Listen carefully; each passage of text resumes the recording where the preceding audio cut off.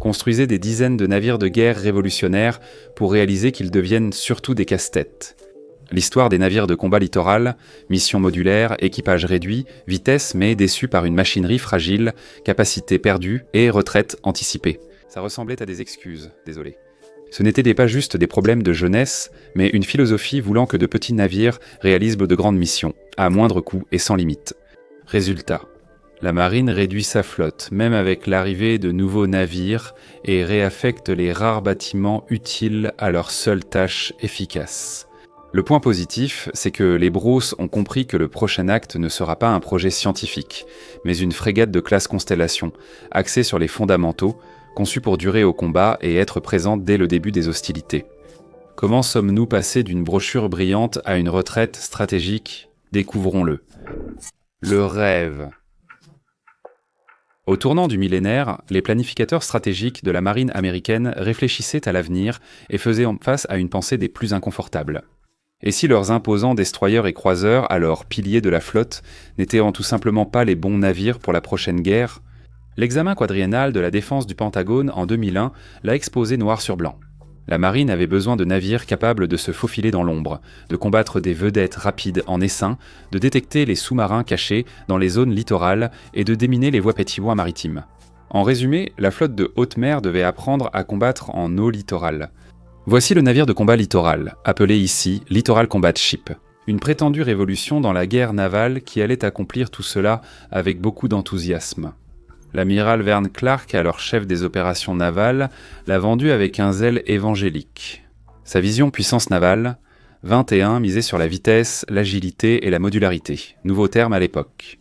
En gros, au lieu d'avoir un grand navire de guerre polyvalent, vous auriez une structure centrale en C qui pourrait échanger des modules de mission interchangeables.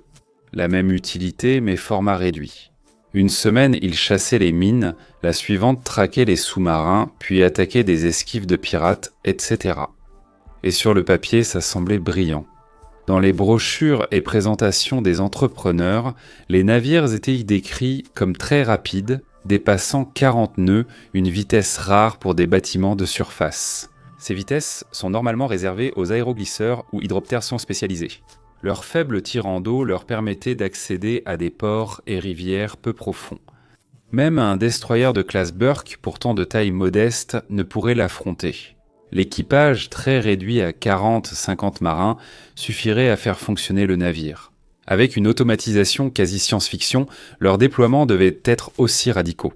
Vous savez, la façon habituelle de faire les choses, où un marin est affecté à un navire pour une longue période, et c'est à peu près tout.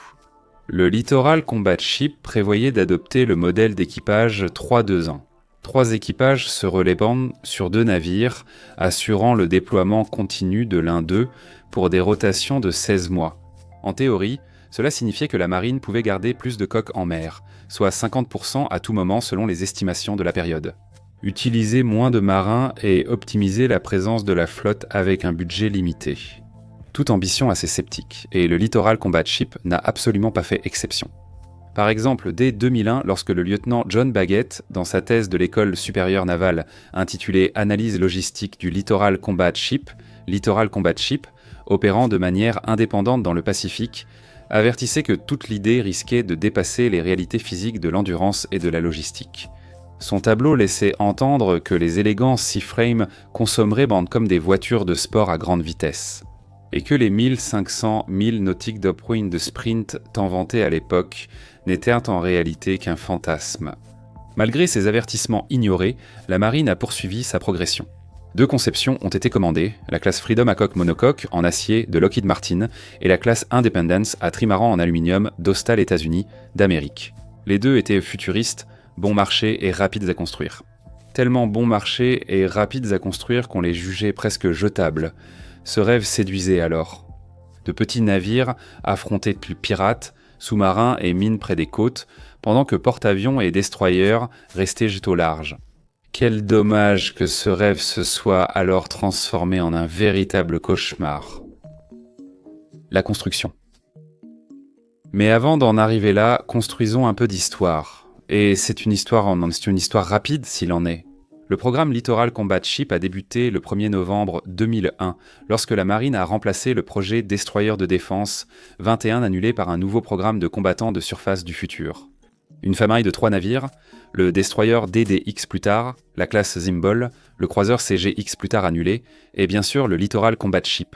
Et en mai 2004, l'argent était déjà investi et les lumières s'allumaient. Feu vert, Lockheed Martin et Austal ont reçu l'ordre de débuter le développement. La marine faisait également preuve de bon sens. Parce qu'à ce stade, les classes Indépendance et Liberté n'étaient amenées qu'au stade du prototype. Deux visions opposées allèrent devoir s'affronter en mer. Avec cela, on jugeait, et la moins bonne des deux était éliminée, tandis que la gagnante était ensuite produite en série. Selon un rapport du Congressional Research Service de 2019, rédigé par Ronald O'Rourke, la classe Freedom de Lockheed Martin était la plus conventionnelle des deux. Dotée d'une coque en acier semi-planante et d'une superstructure en aluminium, elle évoquait une version plus élégante des frégates de la marine. Longue de 378 pieds et large de 57 pieds, elle déplaçait 3400 tonnes et atteignait 47 nœuds grâce à une centrale diesel et turbine à gaz.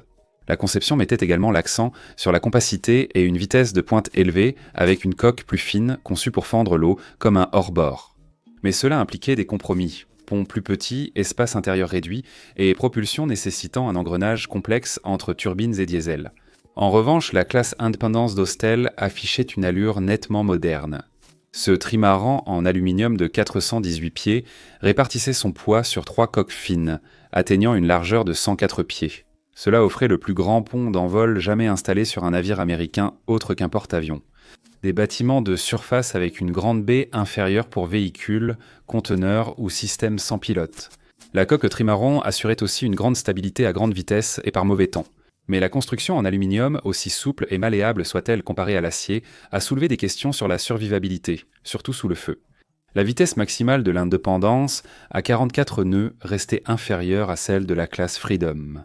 Alors, quel design a fini par l'emporter ? Vous voulez sans doute le savoir. Et la réponse à cela est oui.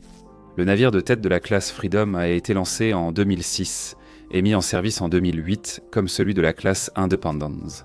Un chef de classe du même nom est arrivé plus tard, lancé en 2008 et mis en service en 2010. Tous deux ont été livrés en retard avec de nombreux problèmes système. Pire encore, les deux dépassèrent largement le budget selon le Bureau de la responsabilité gouvernementale. Les premiers sous-navires des deux classes coûtaient environ $1,5 milliard chacun. Et cela en dollars de l'époque, pas en dollars d'aujourd'hui. C'était comparé à une estimation initiale d'environ 220 millions de dollars chacun. Oh, et ces chiffres n'incluant pas non plus le coût d'acquisition de ces modules de mission sophistiqués. C'est un peu cher.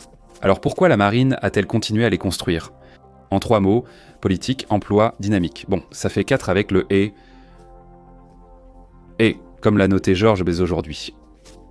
En gros, au lieu de choisir le gagnant comme c'était prévu à l'origine, les politiciens ont poussé l'armée à maintenir les deux variantes en vie. Cela doublait les frais généraux, 2 filières de formation, chaînes d'approvisionnement et logistique distinctes.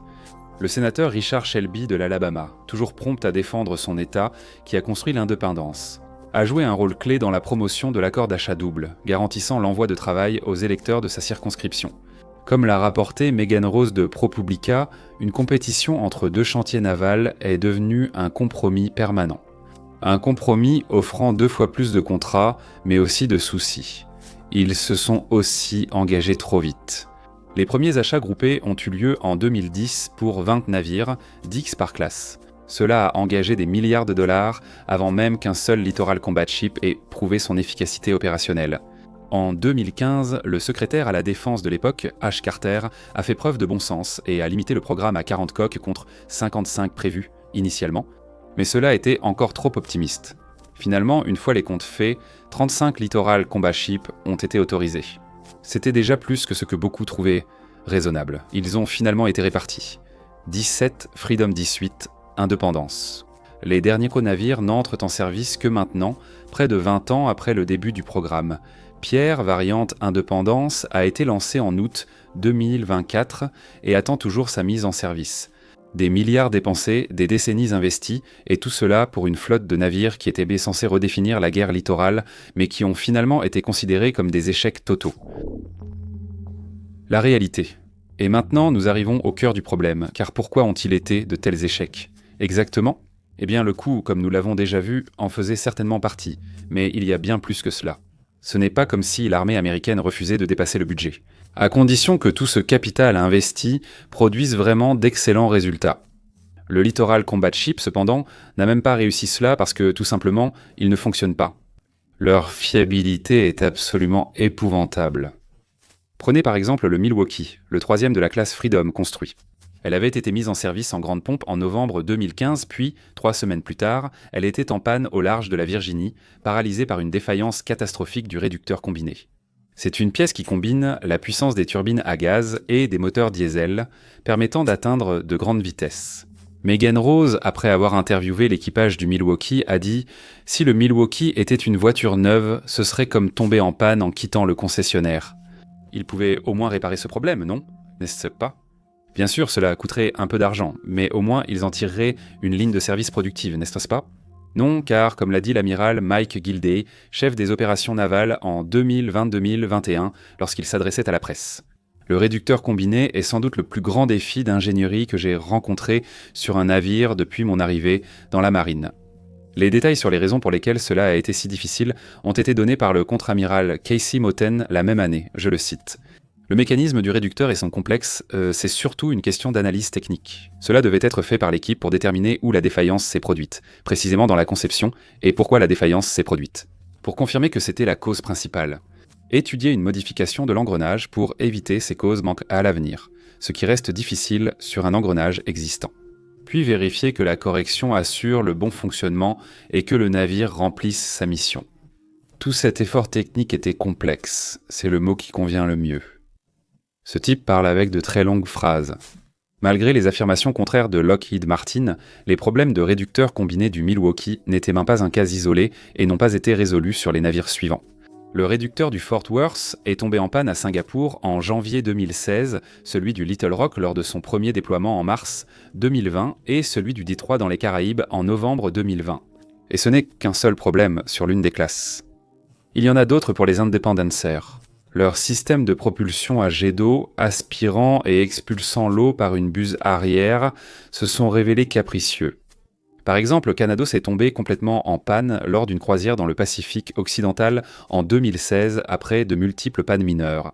Et alors a été contrainte de rentrer péniblement à Hawaï au lieu de montrer le pavillon en Asie. Le navire de Jackson a subi la même chose cette année-là lors d'un essai de choc à l'arrêt, sans défaillance totale mais avec plusieurs arrêts forcés. Montgomery a été très malchanceuse. En un jour de septembre 2016, lors d'une croisière d'essai, ses hydrogènes et son moteur sont tombés en panne. Revenons aux Freedoms. Quand leurs engrenages de combinaison étaient détruits, les moteurs connectés causaient aussi de nombreux problèmes. Freedom a par exemple perdu toute puissance en juillet 2013 lors d'un déploiement à Singapour. Elle a aussi perdu son second moteur diesel en juillet 2016 après l'infiltration d'eau de mer dans son système de lubrification. Ah, et on ne peut pas non plus oublier les coques fragiles de l'Indépendance, parce qu'elles adorent se fissurer et souffrir de corrosion. Montgomery a eu une légère collision avec l'ATAG début octobre 2016, causant une fissure sur une soudure de la coque. Et quelques semaines plus tard, elle a heurté une écluse dans le canal de Panama, ouvrant une fissure de 45 cm équateur. En février 2011, on a constaté une forte corrosion galvanique autour des 4 canaux de jet d'eau de l'Indépendance. Et si vous vous souvenez, elle n'a été mise en service qu'en 2010, un an seulement. Et si cela ne suffisait pas, vous vous rappelez ces modules de mission, censés être le cœur du concept Littoral Combat Ship et réduire la taille des navires sans sacrifier leur capacité? Eh bien, quelle surprise! Mais il s'avère qu'ils n'étaient pas à la hauteur non plus, dépassant le budget et étant décevants. Le module de lutte anti-sous-marine, par exemple, sans doute le plus important de tous, censé effrayer les sous-marins chinois, pour ainsi dire. Eh bien, cela ne s'est jamais concrétisé. D'abord, c'est simplement l'aspect du drone sonar sans pilote qui a été annulé. C'était en 2016, après que des centaines de millions de dollars en recherche et développement y avaient déjà été engloutis. Et puis, en 2021, tout le module a été annulé. Comme l'a dit sèchement United States Naval Institute News, le Littoral Combat Ship n'accomplira jamais la mission de lutte anti-sous-marine. Ensuite viennent les modules de guerre des mines. Il était censé remplacer les chasseurs de mines de classe Avenger des années 1980 de la marine, et au final, il ne l'a pas fait. Il utilisait le système de chasse aux mines à distance basé sur le submersible, sans pilote VKLD, 1 de 23 pieds. Le directeur des tests et le bureau des essais du Pentagone l'ont jugé si peu fiable que la marine l'a annulé.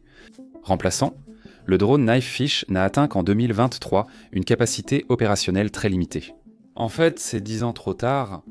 Comme l'a noté le Government Accountability Office en 2022, le manque de moyens de lutte anti-mine dans la flotte persiste sans solution.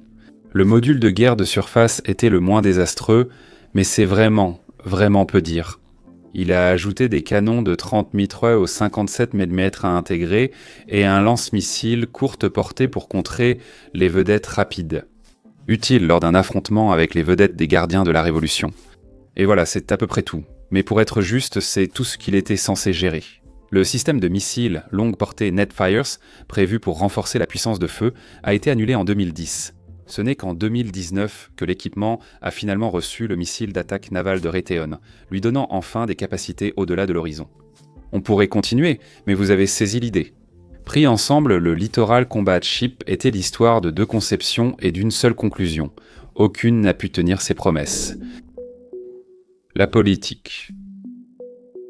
Nous avons déjà abordé l'aspect politique du désastre du Littoral Combat Ship en parlant de la construction. Revenons-y et examinons-le de plus près. En réalité, il se passe bien plus que le simple fait qu'un sénateur de l'Alabama complique les choses pour garantir des emplois à ses électeurs. La voix la plus forte à Washington soutenant tout ce projet était Ray Mabus, secrétaire à la marine de 2009 à 2016. Mabus n'a pas seulement soutenu le LCS, il l'a défendu avec une sorte de zèle évangélique. Il voulait des chiffres, une flotte impressionnante sur le papier. La quantité a une qualité qui lui était propre, c'était le mantra, et Mabus s'est assuré que les littoraux continuaient de sortir des chantiers jantes navals en conséquence. Il a également écarté les critiques comme n'étant rien de plus que l'association Illumini, c'est-à-dire une bande de vieux amiraux qui n'ont jamais aimé la nouveauté et qui étaient tout simplement incroyablement bornés. Au baptême du Jackson en 2011, il a déclaré que le Littoral Combat Ship était le pire cauchemar d'un trafiquant de drogue et d'un sous-marin. Le pire cauchemar de quiconque veut nuire aux États-Unis. Et bien sûr, la véritable ampleur des problèmes ne s'était pas encore réellement manifestée à ce moment-là. Il y avait déjà suffisamment de problèmes liés à l'indépendance de l'Ukraine pour décourager de faire de telles déclarations audacieuses et téméraires. Cependant, dans la marine, l'ambiance était plus sombre. Contrairement à ce qu'affirme M. Mabus, les hauts gradés étaient en réalité conscients des problèmes. Par exemple, le contre-amiral Sam Perez a rédigé en 2012 une note confidentielle qui a totalement démoli le concept.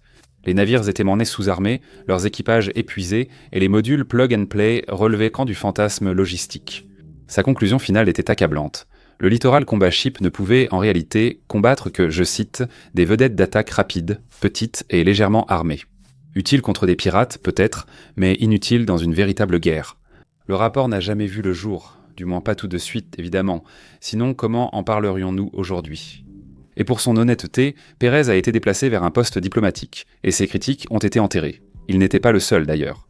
En 2013, le contre-amiral Tom Copeman a conseillé de limiter la production des Littoral Combat Ships et de reprendre l'achat de navires de combat plus robustes. Après la fuite, le bureau de Mabus a réagi immédiatement. Copeman, comme Pérez, a rapidement été écarté, ce qui l'a conduit à une retraite anticipée. Il y a aussi le rôle de Lockheed Martin et d'Austral. Parce qu'ils ont été très proactifs pour vendre les mérites du Littoral Combat Ship aux politiciens. Ils ont dépensé des millions à faire du lobbying directement auprès du Congrès, en veillant à ce que la marque Littoral Combat Ship soit toujours enveloppée de stars et de rayures. Les stations de métro de Washington étaient même couvertes de publicités brillantes sur ces petits navires révolutionnaires.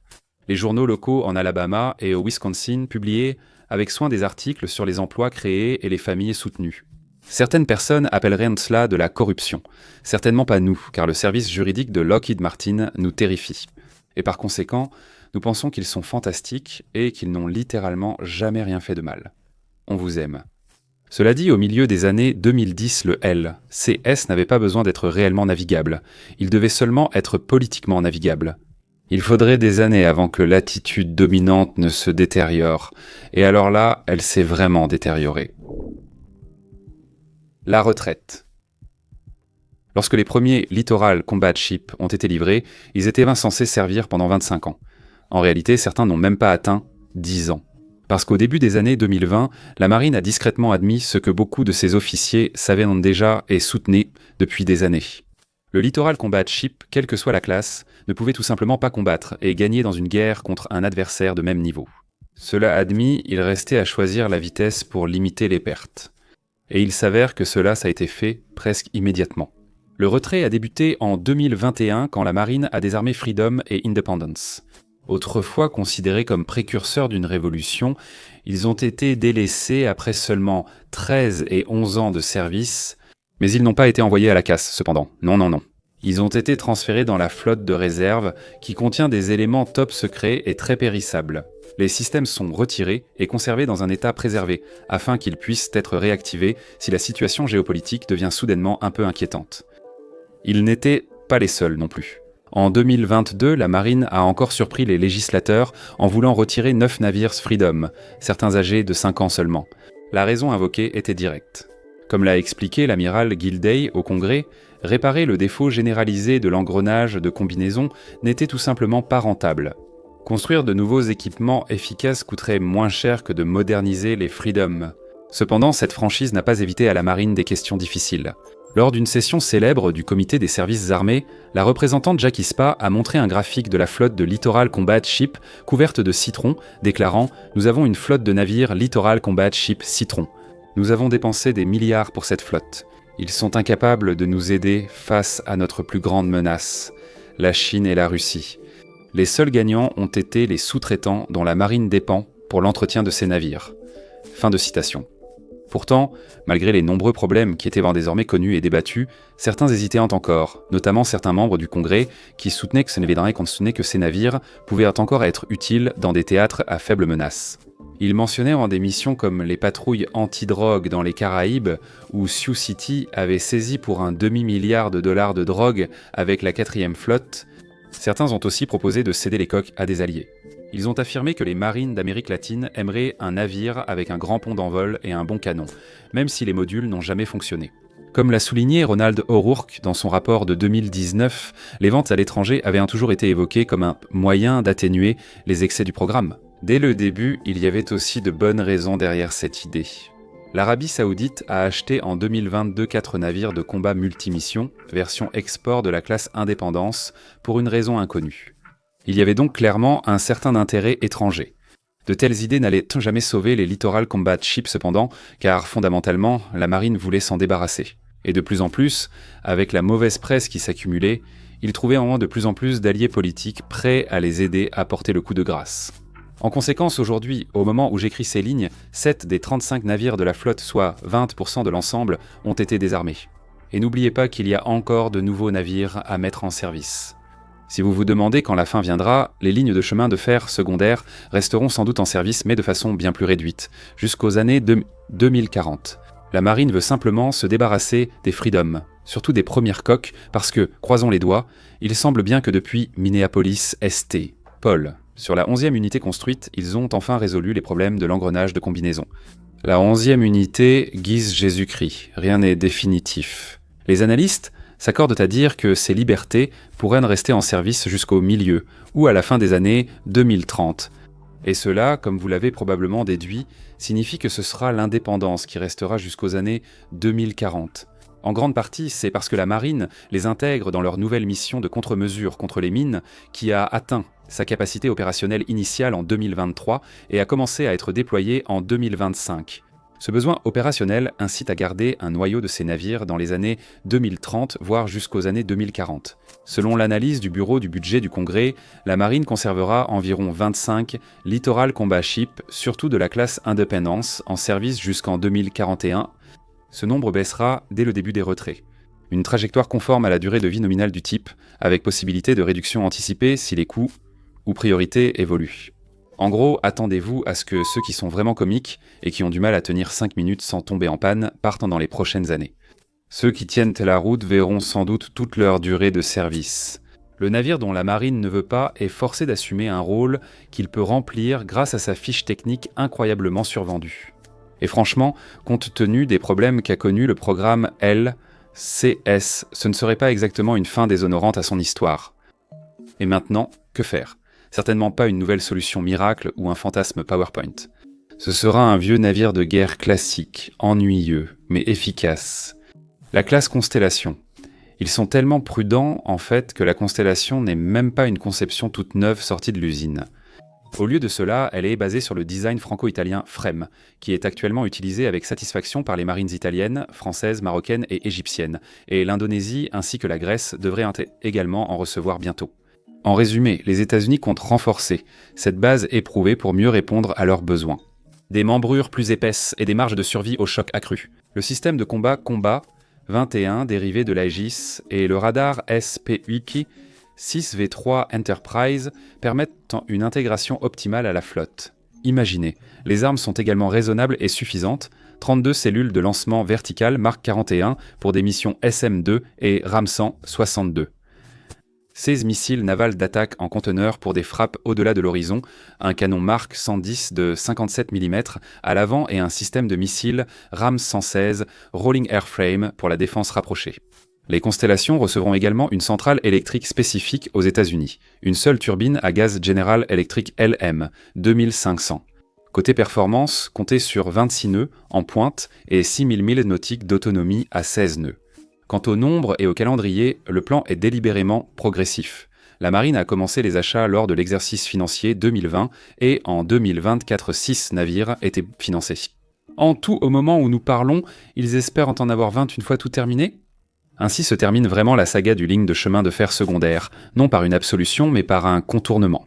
La marine échange une idée ingénieuse qui n'a jamais vraiment fonctionné contre une frégate classique qui, elle, fonctionnera presque à coup sûr. Merci de m'avoir regardé.